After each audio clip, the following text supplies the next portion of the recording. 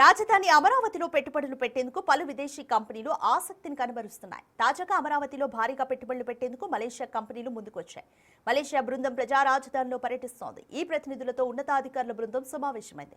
రాజధాని నిర్మాణ పురోగతిని ఈ సందర్భంగా వారికి వివరించింది. అమరావతిలో పెట్టుబడులు పెట్టేందుకు తాము సిద్ధంగా ఉన్నామని మలేషియా బృందంలోని సభ్యులు స్పష్టం చేశారు.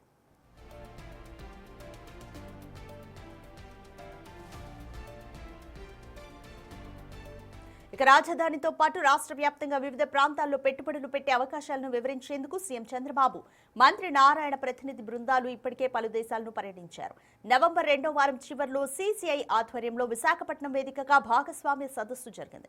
ఈ సదస్సు ద్వారా రాష్ట్రంలో పెట్టుబడులు వెల్లువెత్తాయి. ఇక విశాఖ గూగుల్ డేటా సెంటర్ సైతం ఏర్పాటు కానున్న సంగతి తెలిసిందే.